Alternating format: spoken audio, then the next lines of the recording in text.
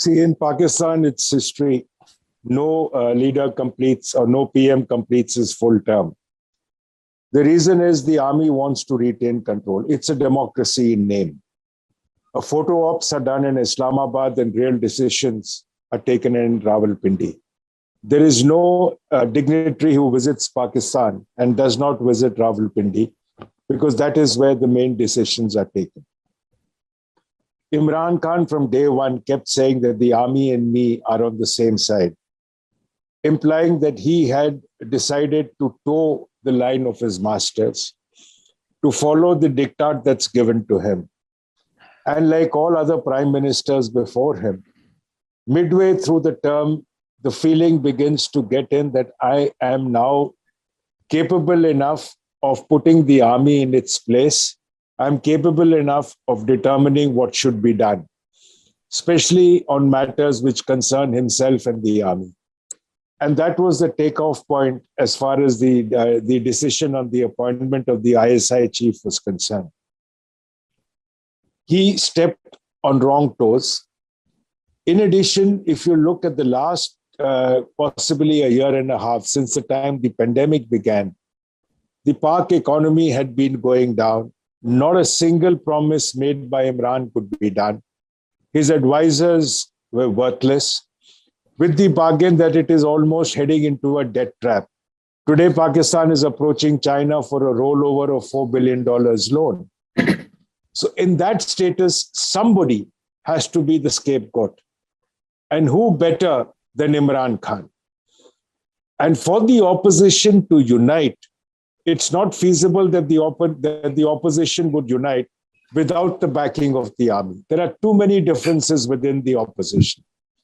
The fact that they've united, the fact that they've even decided who would be the prime minister post the removal of Imran, and a common decision taken has to be with the backing of the army. There is no two doubts about it. And with the army having openly announced it's not going to get into the political game, implies it's backing the opposition. There is no way that the army stays out of it. In fact, I recall a former Indian military advisor in the US telling me that in a seminar in the US, he ran into a Pak Lieutenant General and they were both out having a smoke. When the Pak Lieutenant General complained to him that, why do you Indian army people let the politicians get away? He said, we are a democracy and that's the way we've been and we have no role. He says, in our case, we've ensured that the prime minister toes our line. The day he steps a little bit out of the line, we ensure he's out. He says, that is the way we ensure that the country runs and nobody can tamper with us. And that's the way Pakistan has been since 47. And Imran is no special piece. I mean, his only credence to fame is being the captain of the Pakistan team. In fact, there are reports stating that had Imran become the chief minister of KP, Khyber Pakhtunkhwa, when his party came in the majority, he would have had experience of governance prior to coming in the PM's chair. But he never did that. With the bargain that he took the PM's chair without even a day's experience in politics, in actual politics, in the chair of governance. So with the bargain, he was a novice. And as a novice, there is no way you can run 5 years, especially with the pandemic running and the economy sinking and not being able to find a way out. So he had to go. Someone has to be responsible for the mess that Pakistan is in. The army won't take the responsibility. The politicians will. And that's being done.